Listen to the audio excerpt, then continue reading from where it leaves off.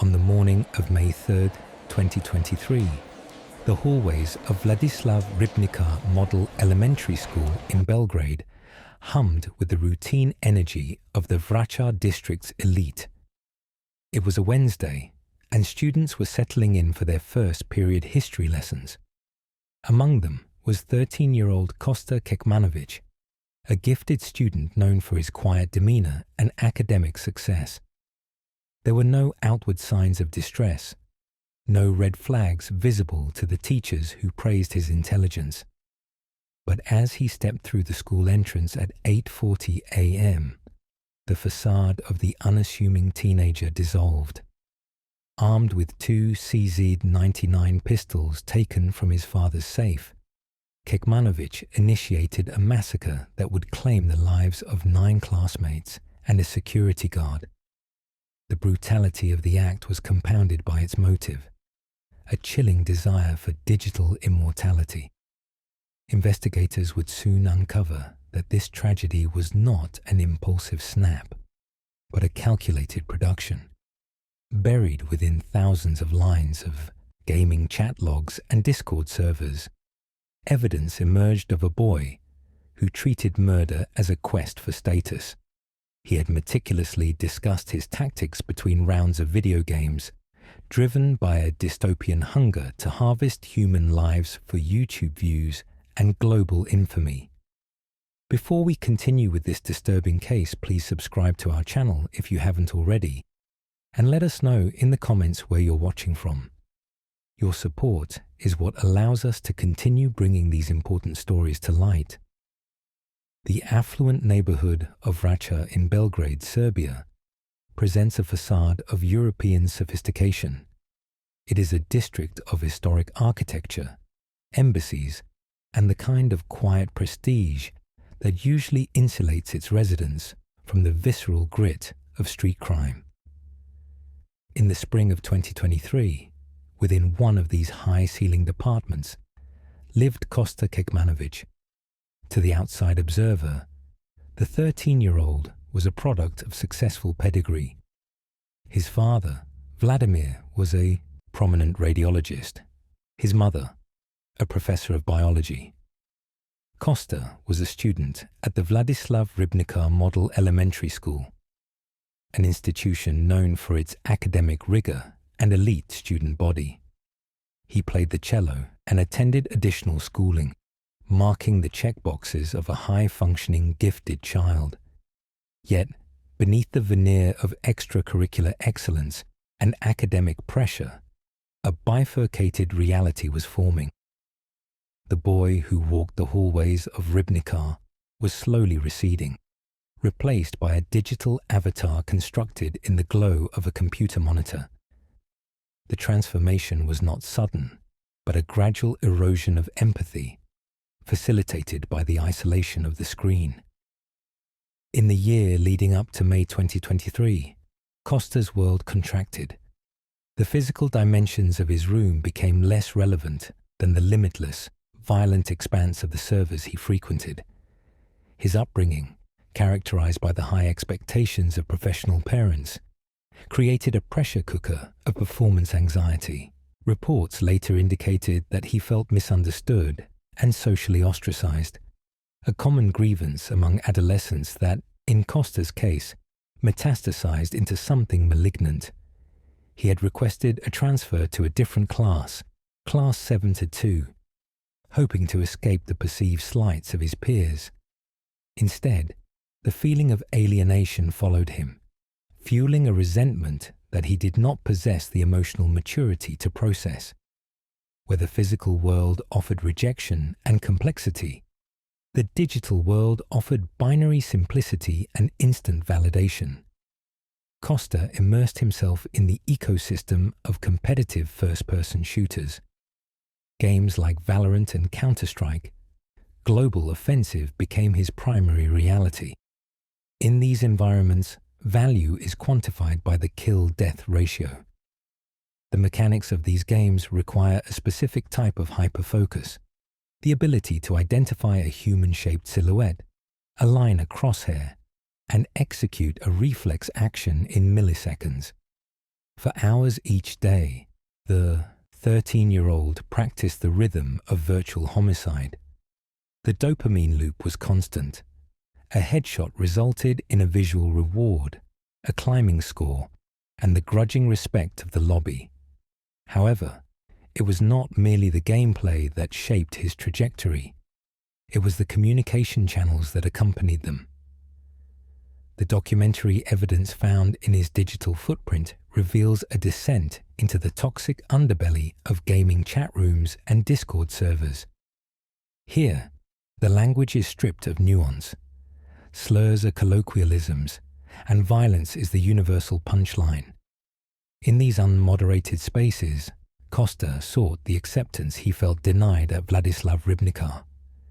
The chat logs, later scrutinized by cyber forensics teams, painted a portrait of a boy looking for a narrative that made him powerful. He began to research. He was not looking for gaming strategies anymore, but for a legacy. The investigation by the Serbian Ministry of Interior revealed that Costa had been researching past mass shootings and the criminal liability of minors. He was acutely aware of the age of criminal responsibility in Serbia, which stands at 14. Being 13, he operated under the chilling calculation that he would be untouchable by the harshest extent of the law. His search history became a library of atrocity.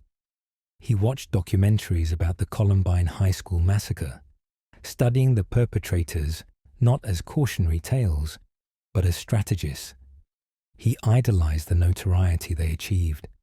In the digital age, infamy is a currency, measured in views, shares, and global headlines.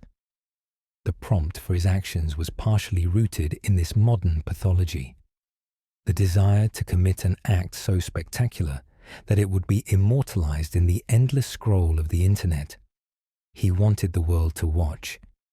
This digital radicalization was compounded by a jarringly tangible element introduced by his father.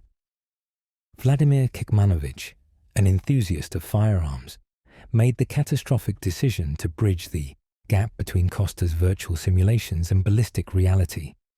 He took his son to a shooting range and later to an airsoft club. This was not a typical father-son bonding activity over sports. It was tactical training. At the range, Costa held a Zastava CZ-99, a 9mm semi-automatic pistol. The weight of the steel, the recoil, the smell of burned gunpowder. These sensory details grounded his digital fantasies in the physical world. Instructors at the range later recalled the boy's proficiency. He was not a novice fumbling with the safety. He was a gamer applying the hand-eye coordination honed over thousands of hours of simulation to a lethal instrument. He learned to stand in the isosceles stance, to control his breathing, and to group his shots.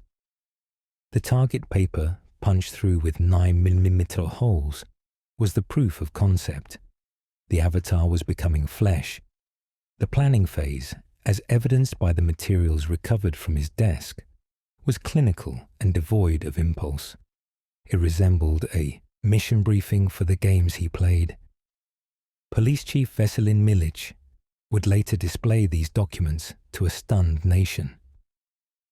On a sheet of wrinkled paper, written in the neat, cursive handwriting of a model student, was a list of names. It was titled List for Liquidation. It contained the names of students he intended to kill, prioritized by class and location. Alongside the list was a hand-drawn sketch of the school's floor plan. It detailed the entry points, the location of the security guard, and the classrooms of the 7-2 designation. This was not a crime of passion. It was a tactical map. He had marked the targets with the detached precision of a player planning a route through a virtual level, calculating the path of least resistance and maximum casualty. The contrast between his external life and his internal planning was absolute. In the days leading up to May 3rd, he attended school, completed assignments, and interacted with the very students whose names were penned on his kill list. He navigated the social hierarchy of the schoolyard, absorbing perceived insults and cataloguing them as justifications. In the chat rooms, he remained an observer of violence, likely fantasizing about the moment he would transition from a consumer of content to a creator of it. The motive was a complex amalgam of teenage angst, perceived social exclusion, and a dark obsession with the high score of mass casualty events. He wanted to surpass the figures he studied online. He wanted to be the main character in a tragedy broadcast to the world. The role of the internet in his radicalization cannot be overstated. He existed in an echo chamber where the moral gravity of murder is diluted by memes and irony. In certain corners of the internet, school shooters are referred to as saints, and their kill counts are debated like sports statistics. Kosta Kekmanovic was consuming this content, letting it warp his worldview until the students of Vladislav Ribnica were no longer human beings with futures, families, and fears, but non-player characters, NPCs, in his personal narrative. The psychological distancing required to pull a trigger was cultivated pixel by pixel. On the final night, the convergence of these two worlds was complete. Kosta prepared his inventory. From his father's safe, to which he had deciphered the code, he secured 2 pistols, the Zastava CZ-99 and a smaller caliber Ruger. He did not stop at firearms. Utilizing knowledge likely gleaned from online tutorials, he prepared 4 Molotov cocktails. The intention was to create a barrier, a wall of fire to prevent police entry or student escape, adding a layer of tactical complexity to the assault. He packed the weapons and the incendiary devices into his backpack, nestled amongst his school books. The bag, usually heavy with the weight of academic expectation, now carried the weight of premeditated slaughter. He likely slept little, if at all. The blue light of the screen had been his companion for so long that the darkness of the bedroom felt foreign. His digital footprint from those final hours suggests a mind entirely committed to the script he had written. There was no hesitation found in the logs, no last-minute plea for help to a friend. The list for liquidation sat on his desk, a physical manifestation of his intent. The disconnect was total. He was a 13-year-old boy in his pajamas, surrounded by the trappings of an upper-middle-class childhood. Yet his mind was operating with the cold logic of a programmed soldier. The morning of May 3rd broke over Belgrade, with the typical grey bustle of a city waking up. Parents prepared breakfast, students packed their bags, and the traffic began to snarl around Vračar. Kosta dressed in his standard attire. He appeared, to his parents and neighbours, as he always did, quiet, perhaps a bit withdrawn, but functionally normal. He took the backpack containing the Zastava, the Ruger, and the Molotovs. He walked out of the apartment building, leaving behind the safety of his home and the digital sanctuary of his room. He was walking toward the school not to learn, but to execute the plan that the gaming chats, the shooting range visits, and the isolation had conspired to create. The tragedy that was about to unfold was not an inexplicable anomaly. It was the result of a systematic dismantling of a child's moral compass, replaced by the metrics of a video game. The boy who walked toward Vladislav Ribnica was no longer just Kosta. He was the end product of unchecked digital consumption, parental negligence regarding firearms, and a desperate pathological need for the world to acknowledge his existence, even if that acknowledgement came through the lens of a horror story. The avatar had stepped through the screen, and the latency was 0. The chat logs had stopped scrolling. The game was about to go live. The morning of May 3rd, 2023, broke over the Vrača municipality in Belgrade with the unassuming greyness of a typical spring Wednesday. It was the first school day following the May Day holidays, and the streets of the Serbian capital were slowly reclaiming their rhythm. Inside an apartment in the upscale district, 13-year-old Kosta Kekmanovic was awake long before his alarm would have signaled the start of a school day. He was not preparing for mathematics or literature. His backpack, a standard vessel for textbooks and gym clothes, was being packed with a different purpose, one that had been meticulously calculated over the preceding month with a detachment that would later baffle criminal psychiatrists. The boy moved through the apartment with a ghostly quiet. His parents were unaware that their son had accessed the safe where his father, a prominent radiologist, kept his firearms. Kosta did not just take a weapon, he curated a loadout. He selected a CZ-75 Shadow II, a semi-automatic pistol prized in competitive shooting for its weight, balance, and precision. It was a tool of sport, now appropriated for slaughter. Alongside it, he packed a Ruger 22 caliber pistol, lighter and smaller, perhaps intended as a backup or a final option. He did not stop at firearms. In the weeks prior, echoing the crafting mechanics of the survival games he frequented, he had prepared 4 Molotov cocktails.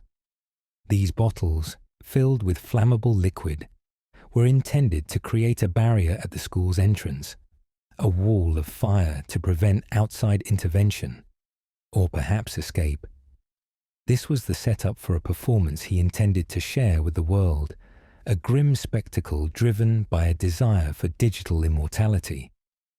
The documentary title suggests a live stream, a broadcast to an audience of peers and strangers. But this was the live stream that never was. Whether due to technical failure, a last-minute change of heart, or the sheer overwhelming reality of the violence, the camera never rolled. The audience he sought in the chat rooms and comment sections would only see the aftermath, not the live feed. At approximately 8:35 a.m., Kosta left his home. The walk to the Vladislav Ribnica Model Elementary School was short. The school, an institution of high repute in Belgrade, was a place he knew intimately. He was a gifted student, quiet, often described as polite, yet he carried a list of names in his pocket, priority targets drawn up with the cold logic of a strategy game. The sun was fully up now, casting long shadows across the schoolyard, where students were gathering, laughing, sharing stories of their holiday weekend. Kosta did not join them. He walked with a singular, terrifying focus. He arrived at the school entrance at 8:40 a.m. The first face he encountered was that of Dragan Vlahovic. Dragan was more than a security guard. He was a fixture of the school, a man known for knowing every student's name, a beloved figure who greeted the children with a smile. Dragan saw Kosta, and likely registered nothing amiss, just a student, arriving a few minutes late. There was no hesitation in Kosta's movements, no tremble of the hand that retrieved the CZ-75 from the backpack. The relationship, the years of morning greetings, meant nothing against the objective.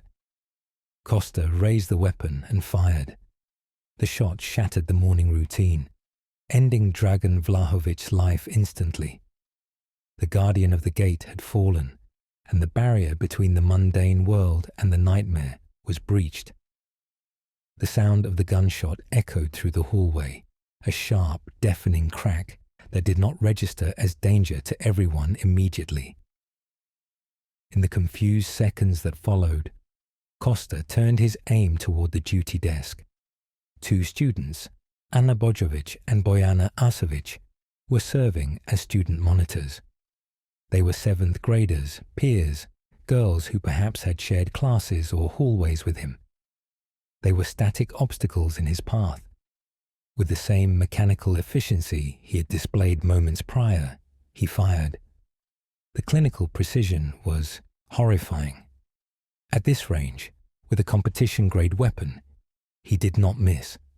Another girl, Sofia Negic, who was in the hallway, became the next victim. The air filled with the acrid smell of propellant and the ringing in the ears that dulls all other senses. In less than 60 seconds, 4 people were dead. The plan, exposed in gaming chats as a theoretical exercise in dominance, was now a visceral reality. Costa moved past the bodies. He did not run. Witnesses would later describe his demeanor as chillingly calm, a blank expression that betrayed no adrenaline, no fear, no remorse. He was executing a script. He reloaded his weapon. The magazine exchange was smooth, a practiced motion drilled into muscle memory during trips to the shooting range with his father. He dropped the empty magazine and slotted a fresh one, the metallic click lost in the screams that were now beginning to rise from the classrooms. His destination was specific. He turned left, heading toward the history classroom located on the ground floor. It was his own class, 7-2. He knew exactly who was inside. The lesson had already begun. The history teacher, Tatiana Stevanovic, heard the commotion outside. She may have moved to the door to investigate, or perhaps she was simply standing near the entrance when Costa appeared in the frame of the doorway. He did not speak. There was no manifesto read aloud, no proclamation of vengeance. He simply raised the gun and fired at her. She collapsed, critically wounded but alive. Then Costa turned the barrel toward the rows of desks. Inside the classroom, time seemed to fracture. The students, his classmates, froze. The human mind struggles to process the presence of lethal danger in a sanctuary, like a classroom. Some thought it was a prank, a toy gun, a twisted joke. But the slide of the CZ-75 cycled back and forth, ejecting brass casings that pinged against the floorboards. Costa began to shoot. He did not spray bullets indiscriminately. He aimed. The kill list found later in his possession indicated he had specific targets, but in the chaos of the room, the shooting became a massacre of proximity. He fired shot after shot. One student, hiding under a desk, watched the shoes of the gunman move between the rows. The shots were deafening in the enclosed space. Costa killed 7 girls and 1 boy in that classroom. The victims were Mara Angelkovic, Katarina Martinovic, Adriana Dukic, Angelina Achimovic, Emma Kobilski, Andrea Cikic, and the 2 girls in the hall, Anna and Bojana, along with Sofia and the guard Dragan. The sheer scale of the loss was catastrophic. Among the dead was Andrea Cikic, a talented young pianist and composer, a boy of immense promise. Emma Kobilski, in a moment of unimaginable bravery, reportedly stood up in an attempt to stop him, an act that likely saved lives by buying precious seconds for others to scramble for cover or escape through the windows. The room was filled with smoke and the metallic scent of blood. Costa stopped. The slide of his pistol locked back, or perhaps he simply decided the objective was complete. The live stream he had envisioned, the digital glory he sought, had culminated in a scene of absolute horror. But there was no camera, no chat log scrolling with reactions, just the silence of the dead and the weeping of the survivors. He exited the classroom. The hallway was empty now, save for the bodies he had left behind. The school was in lockdown, teachers barricading doors, children hiding in closets, the sound of sirens beginning to wail in the distance. Costa walked out into the schoolyard. He had the Molotov cocktails in his bag, the tools intended to block the police, to extend the engagement, to create the cinematic finale he had likely visualized. but he did not use them. The bridge between the digital fantasy and the physical reality had collapsed. The adrenaline, if there was any, had faded. At 8:42 a.m., 2 minutes after the first shot was fired, the violence ceased. Kosta Kekmanovic, the boy who wanted to be a content creator of death, unloaded the weapon. He placed the gun on the ground. He did not turn the weapon on himself, nor did he flee. In a final act of surreal detachment, he pulled out his phone. He dialed 192, the police emergency number. When the dispatcher answered, the voice on the other end was not panicked. It was calm, steady, breathless only from the exertion of the act, not from hysteria. He identified himself. He gave his name. When asked why he had done it or what was happening, he reportedly uttered a sentence that would chill the nation of Serbia to its core. "I am a psychopath who needs to calm down." He waited in the schoolyard. The police arrived within minutes, weapons drawn, expecting a firefight, expecting a siege. Instead, they found a slight 13-year-old boy standing with his hands raised, unarmed, waiting to be taken. He was arrested without resistance. As he was led away, his face was obscured, a jacket pulled over his head, shielding him from the cameras that were now arriving, the news cameras, not his own. The tragedy at Vladislav Ribnikar was not just a shooting, it was a collision of worlds. The investigation would later uncover the digital footprint of a boy lost in a labyrinth of violent content, planning, and isolation.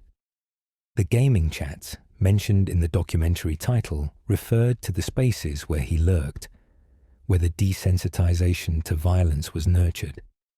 The plan was a map of the school, a list of primary targets, a sketch that looked more like a level design than a murder plot. He had treated the lives of his classmates as scores to be settled, as NPCs in a game where he was the protagonist. But the live stream never happened. There was no audience to cheer his aim. There were only the devastated families, the candles lighting up the Vracha district, and the flowers piled high against the school fence. The boy who sought views got infamy instead, an eternal stain on the history of the country. He had smuggled the weapon, he had executed the plan with military efficiency, and he had created chaos, but the final result was devoid of the content he craved. It was just death, stark, irreversible, and silent. The minutes following his arrest were a blur of blue lights and yellow tape. Parents rushed the police barricades, phones clutched in trembling hands, dialing numbers that would ring out in backpacks lying on the floor of a blood-stained history classroom. The disconnect between the boy's calmness and the agony of the community was absolute. He had treated the event as a transaction, a completed task. In the days that followed, the details of his preparation would emerge, confirming the premeditation. He had not snapped, he had rehearsed. He had packed his bag not with the haste of passion, but with the slowness of intent. The Molotovs, left unlit, stood as a testament to the gap between his imagination and his capability to sustain the horror. He had managed to kill, but he had failed to burn. The narrative he wanted to control was stripped from him the moment he dropped the gun. This was the minute-by-minute reality of May 3rd, a morning that began with a backpack and ended with a nation in mourning. The live stream that never was saved the world from witnessing the act in real time, but it could not save the victims from the reality of a 13-year-old who viewed them through the sights of a gun, looking for a high score that didn't exist. The interrogation room at the Noblesville Police Department was stark, lit by the harsh hum of fluorescent tubes that buzzed with an irritating persistence. Inside, 13-year-old David Moore sat across from detectives, his demeanor unsettlingly detached. Unlike the chaotic, tearful confessions often seen in juvenile cases, Moore displayed a chilling composure.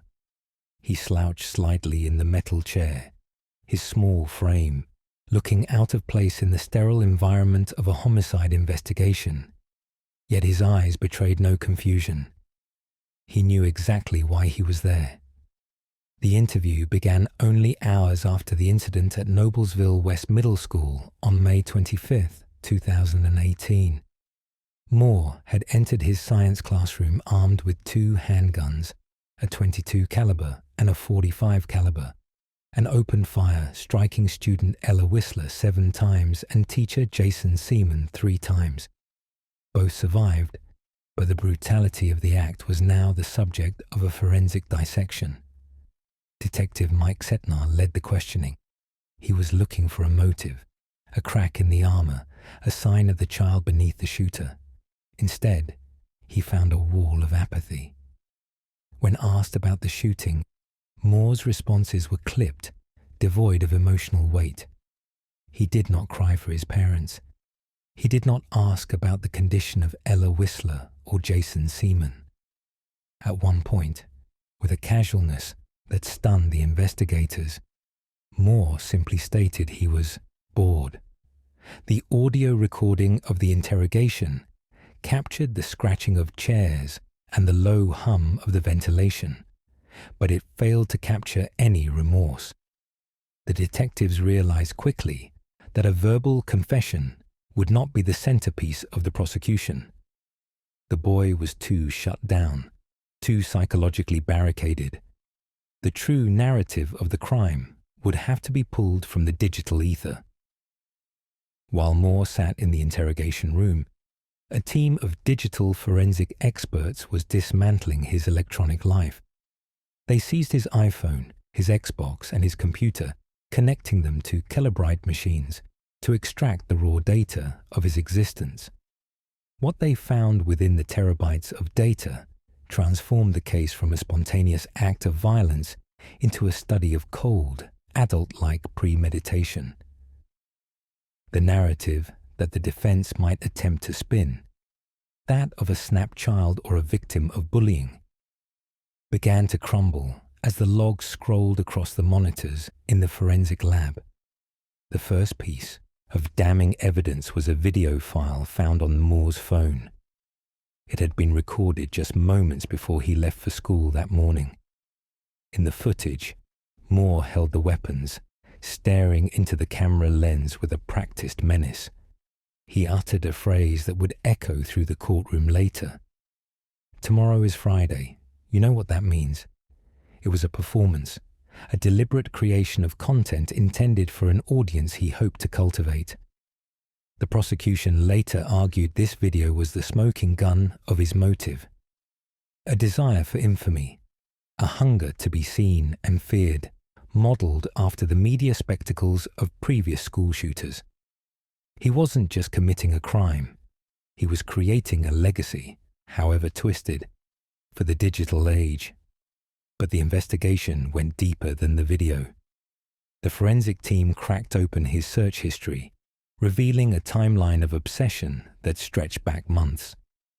The browser logs were a roadmap to the shooting. Investigators found repeated searches for the Columbine High School massacre. Moore hadn't just glanced at the history, he had studied it. He had looked up the specific blueprints of Noblesville West Middle School, analyzing the layout with a tactical eye. He searched for the bell schedule, pinpointing the times when hallways would be crowded or when classrooms would be most vulnerable. Most chilling were the technical queries. The logs showed searches for, "What does a hollow point bullet do?" indicating a specific intent to maximize lethality. He wanted to know the mechanics of tissue damage. He researched the magazine capacities of the specific firearms he had access to, guns he had taken from his parents' basement safe. The digital footprint revealed that this was not a tantrum or a sudden break in sanity. It was a project. Moore had treated the lives of his classmates as variables in a calculation, planning the logistics of the attack with the same mundane focus one might apply to a homework assignment. The gaming chats, referenced in the media during the initial fervor, turned out to be a complex web of consumption and communication. While Moore was an active gamer, the investigation highlighted how the lines between gaming violence and real-world intent had blurred in his search queries. The prosecution focused on how he utilized internet platforms to research other shooters, effectively gamifying the concept of the attack. He had looked up top 10 school shooters, treating the tragedy like a leaderboard he intended to climb. The digital evidence painted a portrait of a boy who had desensitized himself to violence through a steady diet of online gore and historical tragedy, seeking to replicate the high score of the perpetrators he idolized. As the legal proceedings began, the Hamilton County Circuit Court became the arena where this digital evidence would determine Moore's fate. Because of his age, 13 at the time of the offense, Indiana law prohibited him from being tried as an adult in the criminal system. He would face a juvenile delinquency hearing, but the stakes were exceptionally high. The prosecution, led by Hamilton County Prosecutor D. Lee Buckingham, aimed to prove that despite his biological age, Moore possessed a criminal maturity that required the harshest possible sentence available to the juvenile court. The hearing was a bench trial presided over by Judge Michael Felk. There was no jury, only the weight of the evidence and the devastation of the victims. The courtroom was tense, filled with the families of the victims and the community of Noblesville, who were still reeling from the violation of their sanctuary. When the digital evidence was presented, the atmosphere in the courtroom shifted from sorrow to horror. The prosecution played the video found on Moore's phone. The voice of the 13-year-old rang out, calm and menacing. They projected the search logs onto the screens, the blueprints, the hollow points, the Columbine references. Prosecutor Buckingham argued that these logs proved a level of premeditation that rivaled any adult offender. This was not a child who didn't understand the consequences. This was a person who had researched the consequences to ensure they were irreversible. The defense attempted to contextualize the logs within the framework of a troubled, immature mind. They argued that Moore was a child whose brain was not fully developed, who could not truly grasp the permanence of death despite his internet searches. They painted a picture of a boy isolated and influenced by the dark corners of the web, suggesting that his internet history was a symptom of mental illness, rather than purely malicious intent. They called upon psychologists to testify about the malleability of the adolescent brain, hoping to secure a placement in a residential treatment facility rather than the Department of Correction. However, the testimony regarding the physical evidence, corroborated by the digital planning, was overwhelming. The court heard how Moore had packed a bag with the guns and over 100 rounds of ammunition. He had asked to be excused from class, returning moments later to open fire. The specific targeting of the classroom, the choice of weaponry, and the tactical entry were all consistent with the research found on his devices. The victim impact statements brought the cold data of the trial back to the heartbreaking reality. Ella Whistler's family described the 7 bullet wounds, the collapsed lungs, the broken bones, and the permanent nerve damage that had altered the trajectory of her life. Jason Seaman, the teacher who had heroically tackled Moore and ended the shooting, spoke of the trauma inflicted on the students who had witnessed the event. The contrast between the suffering of the victims and the calculated, sterile planning revealed in the logs was the pivot point of the trial. Judge Felk's demeanor during the proceedings was stern. He scrutinized the evidence, looking at the boy who sat at the defense table. Moore remained largely emotionless throughout the hearing, a fact that the judge would later note. The digital evidence had stripped away the innocence of childhood. The logs didn't show a boy playing pretend. They showed a predator in training. In the sentencing phase, the limitation of the law became the central tension. Under Indiana law, the maximum punishment for a 13-year-old, regardless of the crime, was wardship of the Department of Correction until the age of 18, with a possible extension of probation until 21. The public, fueled by the revelations of the search history and the Friday video, clamored for justice that the statute could not fully provide. They saw a planner, a would-be executioner, and feared that a few years in juvenile detention would be insufficient. Judge Felker delivered his decision on November 14, 2018. He rejected the defense's plea for a private treatment facility. In his ruling, he referenced the digital evidence explicitly. He cited the planning, the research into the school's layout, and the video as proof that Moore was a danger to the community that could not be managed in a lenient setting. The judge ordered David Moore to be committed to the Indiana Department of Correction, to be housed in a juvenile facility until his 18th birthday. He also ordered that Moore be placed on probation until age 21, ensuring the state would have supervision over him for the maximum time allowed by law. Judge Felk's words were sharp. He noted the lack of empathy Moore displayed during the interrogation and the trial. He pointed to the "Tomorrow is Friday" video as a chilling indication that Moore sought notoriety. The judge stripped away the anonymity usually afforded to minors, allowing the public to understand exactly who had committed this act and how meticulously it had been planned. As Moore was led out of the courtroom, the digital footprint he had left behind stood as the monument to his crime. The logs, the chats, the search history, they were not just data. They were the thoughts of a shooter made visible, the silent witnesses that ensured the court saw past the age of the defendant and looked directly into the intent of the crime. The case of the Noblesville shooter became a terrifying case study for law enforcement and school administrators nationwide, proving that in the modern age, the most dangerous weapon a potential shooter possesses before the first shot is fired is often the smartphone in their pocket. The trial was over, but the evidence gathered from the digital ether would remain a terrifying precedent for how the legal system handles the intersection of juvenile age, digital obsession, and lethal violence. The silence that descended upon the Vračar district of Belgrade in the wake of May 3, 2023, was not merely the absence of noise, but the crushing weight of a national psyche fracturing under the strain of an unprecedented tragedy.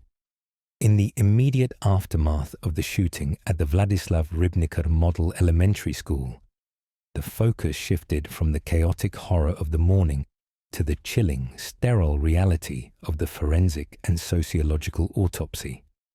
This was no longer just a crime scene. It had become ground zero for a fierce debate on the intersection of digital isolation, parental negligence, and the catastrophic loopholes in the juvenile justice system. As the flowers piled up against the school's wrought iron fences and the faces of the victims, Andrea Cikic, Emma Kobilski, Dragan Vlahovic, and 7 others became permanent fixtures in the collective Serbian memory. The narrative turned toward the figure standing in the center of the void, Kosta Kekmanovic, a 13-year-old boy who had turned a classroom into a kill zone, ostensibly driven by a desire for a dark digital form of immortality. The legacy of the Vladislav Ribnikar shooting is inextricably bound to the age of the perpetrator. At 13 years old, Kekmanovic existed in a legal blind spot, a chaotic neutral zone of criminal responsibility. Under Serbian law, the age of criminal liability is 14, a fact the shooter had reportedly researched extensively on his smartphone prior to the attack. This revelation sent shockwaves through the legal community and the terrified parents of Belgrade. The boy had not only planned the tactical aspects of the assault, sketching maps of the school and drafting a list of primary targets, but he had also gamified the legal consequences. His internet search history, later dissected by cyber forensics teams, revealed a chilling pragmatism. He was not looking for escape routes. He was looking for the threshold of impunity. This detail fundamentally altered the national conversation regarding minors and the internet. It was no longer a question of whether violent video games or chat rooms influence behavior, but how a 13-year-old could weaponize the vast information of the digital age to engineer a massacre while calculating his own survival within the state care system. The scrutiny inevitably turned toward the parents, Vladimir and Miljana Kekmanovic, transforming the tragedy into a landmark case study on digital parenting and firearm security. The investigation revealed that the weapon used, a CZ-99 pistol, belonged to Vladimir, a respected radiologist. However, the narrative of the negligent gun owner was quickly compounded by a more disturbing picture of parental engagement. Evidence presented during the subsequent legal proceedings painted a portrait of a father who, rather than monitoring his son's descent into digital darkness or addressing his evident social alienation, sought to bond with him through high-caliber violence. Vladimir had taken Costa to the airsoft fields and shooting ranges, instructing the boy in tactical stance and accuracy, skills that Costa would later utilize to lethal effect against his peers in history class. This shattered the traditional profile of the disengaged parent. Vladimir was involved, but his involvement was catastrophically misaligned, nurturing the very skills that would enable the tragedy while remaining oblivious to the boy's psychological disintegration occurring in the quiet glow of his computer screen. In the digital sphere, the aftermath exposed a harrowing ecosystem of gaming chats and online communities that had served as an incubator for the boy's ideation. While the mainstream media in Serbia initially rushed to blame video games in a broad, reactionary sweep, the forensic reality was more nuanced and far more dangerous. It was not the mechanics of a game that radicalized Costa, but the culture of anonymity and the glorification of stats and high scores that permeates certain corners of the internet. In the hours following the shooting, unverified reports suggested the boy asked police officers, "Am I famous now? And is everyone talking about me?" This desire for views, for trending status, indicated a terrifying shift in motive.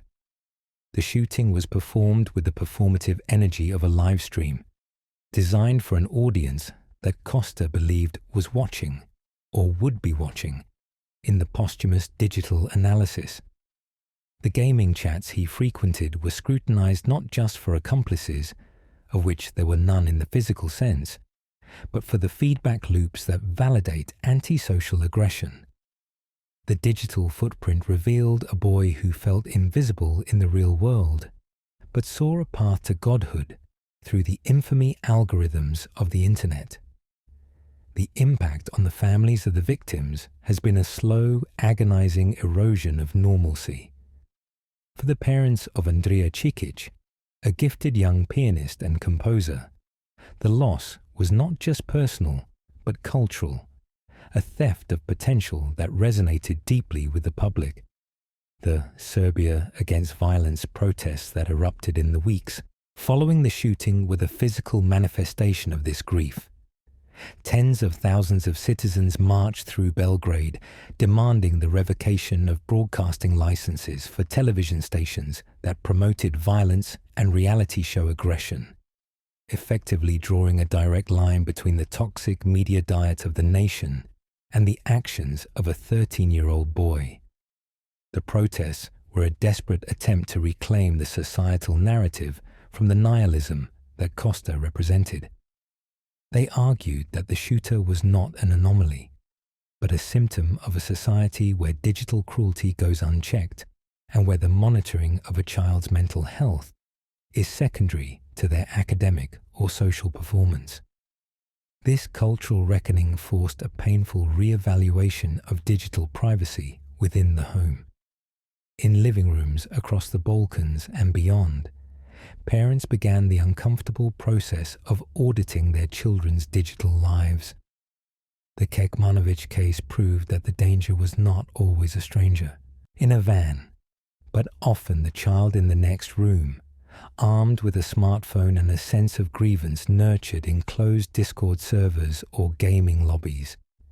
The trust but verify model of parenting collapsed under the weight of the realization that Costa was a high-performing student, a good kid by traditional metrics, whose monstrous planning went unnoticed because it happened in the silent text-based world of the internet. The tragedy highlighted the technological gap between generations. While Vladimir Kekmanovic was teaching his son to shoot at a physical range, he failed to patrol the digital range where his son was actually living. As the legal battles continued, with Vladimir facing charges of a grave offense against general security and Miljana facing scrutiny for DNA traces found on a shell casing, the true legacy of the Vladislav Ribnikar shooting solidified. It became a grim benchmark for the digital age, a case study referenced by sociologists and criminologists worldwide. It demonstrated that the barriers to mass violence had been lowered by technology, allowing a child to bypass the physical limitations of his age through tactical knowledge acquired online. The gaming chat aspect, while sensationalized by tabloids, pointed to a very real phenomenon of desensitization, where the line between a server wipe and a school shooting blurs in the developing mind of an isolated adolescent. Ultimately, the aftermath of the shooting left the community of Vračar in a state of permanent scar tissue. The school reopened, but the classroom where the massacre occurred remained a hollowed-out sanctuary, a ghost room that no coat of paint could sanitize. The national conversation shifted from how did he get the gun to why did he want to use it, forcing a confrontation with the reality that for Costa Kekmanovic, the shooting was a content creation event, a means to achieve the viral fame he saw rewarded on the screens that raised him.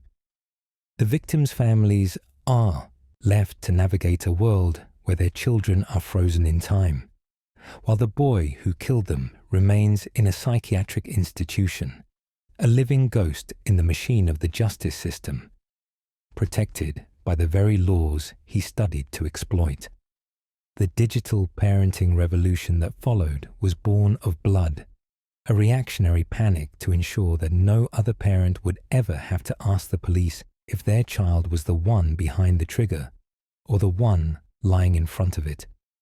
The silence that now hangs over the hallways of the Vladislav Ribnikar Model Elementary School in Belgrade stands in stark, deafening contrast to the digital noise that preceded the massacre. On May 3rd, 2023, 13-year-old Costa Kekmanovic did not merely commit an act of violence. He executed a performance designed for a global audience he believed was watching. The investigation revealed a chilling priority in the immediate aftermath of the shooting. Upon his arrest, the shooter's inquiry was not regarding the condition of his victims, but whether he had become a trending topic on social media. This singular question exposes the clinical detachment of a perpetrator who viewed the carnage through the lens of engagement metrics rather than human suffering. The warning signs were dispersed across the fiber optic network, buried within the transient logs of gaming chats and server discourse. Retrospective analysis of Kekmanovich's digital footprint exposes a calculated trajectory where the lines between tactical shooter simulations and reality blurred irreversibly. The weapon was procured in the physical world, but the resolve was hardened in the echo chambers of online platforms where plans for mass casualty events were indistinguishable from edgy role-play to the untrained eye. His peers and the algorithms ignored the red flags, dismissing the escalation as the standard lexicon of online gaming culture, until the moment the virtual planning manifested as physical ballistics. This tragedy serves as a grim autopsy of the modern condition, where a child can drift into an abyss of radicalization while sitting in the glow of a monitor, unnoticed by parents in the very next room. The deaths of 9 students and a security guard are not just statistics of juvenile gun violence, but collateral damage in a desperate, warped bid for virtual immortality. As the case concludes, the legacy of the Belgrade shooting remains a terrifying precedent, a reminder that for a generation raised in the feed, the ultimate high score is sometimes measured in blood, and the most dangerous weapon is the desire to be seen at any cost.